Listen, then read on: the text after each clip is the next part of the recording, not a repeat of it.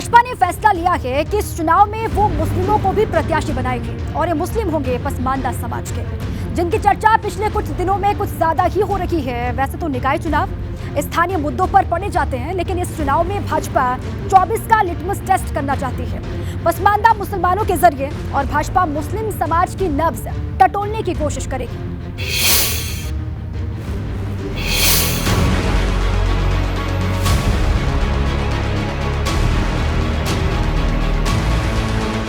भाजपा का नारा है सबका साथ, सबका विकास और सबका विश्वास, लेकिन सियासत की बात यह है कि इस नारे पर आज भी कई लोगों को भरोसा नहीं होता, क्योंकि विधानसभा चुनाव से लेकर लोकसभा चुनाव तक में देखा गया कि भाजपा मुस्लिमों को टिकट देने में संकोच करती है।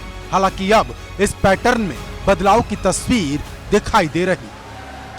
चर्चा शुरू हो गई है कि भाजपा निकाय चुनावों में बड़ी संख्या में पसमानदा मुसलमानों को टिकट देगी, और अगर ये दांव सफल हुआ तो इसके आगे की कड़ी 2024 के लोकसभा चुनाव में दिखेगी। समाज में सभी वर्गों का प्रतिनिधित्व होना चाहिए, ये हमारे पार्टी की और हमारे संगठन की, हमारे सरकार की ये सोच है। और जिस तरीके से सबका साथ सबका विकास के नारे को हमने विकास के माध्यम से भी ये सुनिश्चित किया कि सब तक पहुँचे, और साथ साथ सबके अंदर जो लीडरशिप है उसको भी बढ़ाया जाए, हमारे सारी कम्युनिटी के लीडर्स को आगे बढ़ाया जाए, ताकि समाज के सभी तबके को आगे ले जाना हम सुनिश्चित कर सके। यानी भाजपा मुस्लिमों को अपने पाले में कैसे लाएगी, इस रणनीति पर भी पूर्ण विराम लग गया है। हालांकि इस प्लान को फाइनल रूप देने में 9 साल लग गए। एक ये कह लीजिए कि इस बार एक नई डेफिनेशन, एक नया वोट बैंक तैयार हुआ, बीजेपी ने तैयार किया, जिसको लाभार्थी बोलते हैं। मोदी जी की मीटिंगों में ये भारी संख्या में पहुंचते थे व्यवस्थाओं के तहत।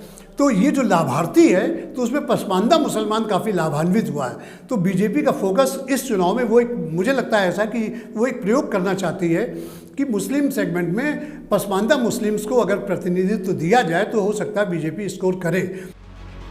लेकिन आखिर ऐसा क्यों हुआ?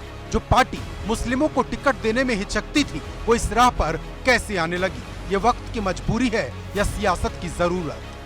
नहीं, जरूरत के सवाल नहीं है। भारतीय जनता पार्टी लगातार अनवरत कार्यकर्ताओं और जनता के बीच में रहने वाला संगठन है।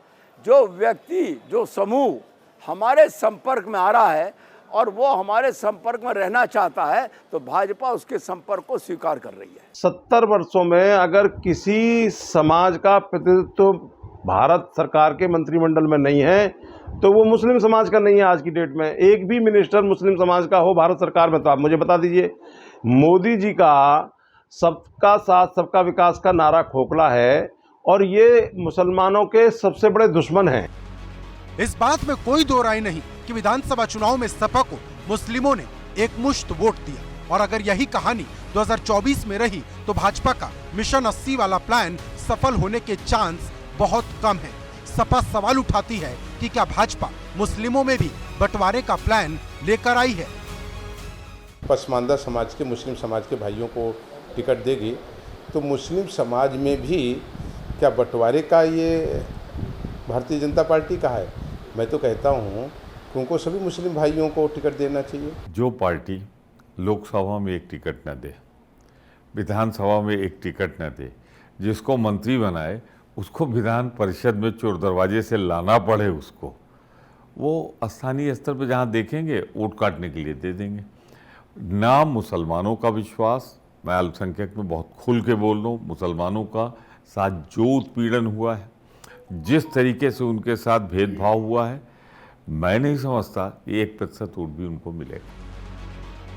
सबकी अपनी अपनी सियासत है। सपा अगर मुस्लिमों के मुद्दे पर फ्रंट फुट पर खेलती है तो भाजपा फूंक फूंक कर कदम रखती है, क्योंकि ऐसा माना जाता है कि एक तरफ नरमी दिखाने पर दूसरी तरफ गर्मी बढ़ जाती है। हालांकि अगर भाजपा ने ऐसा किया तो सपा के सामने बड़ी चिंता पैदा हो जाएगी। ये समाजवादी पार्टी के लिए बहुत चिंता की बात है, क्योंकि उसको लगता है कि जो मुस्लिम वोट बैंक है वो मुस्लिम और यादव के कॉम्बिनेशन से ही चुनाव लड़ती रही है, तो ये कहीं खतरे में न पड़ जाए। और ये लाभार्थी का जो एक शिगुफा है भारतीय जनता पार्टी ने छोड़ा है, तो उसका लाभ अगर भारतीय जनता पार्टी थोड़ा बहुत भी ले जाती है तो ये चौंकाने वाली बात नहीं होगी, लेकिन ये समाजवादी पार्टी के लिए थोड़ा नुकसानदेह साबित हो सकता है।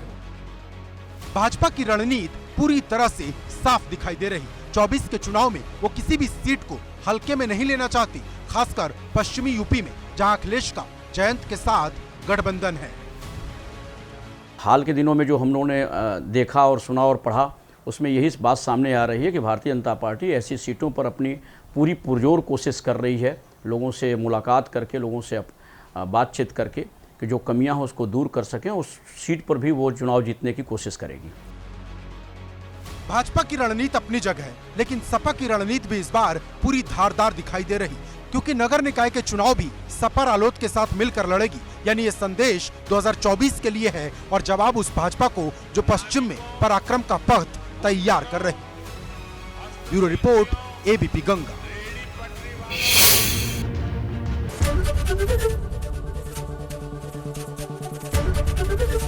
एबीपी गंगा, खबर आपकी, जुबान आपकी।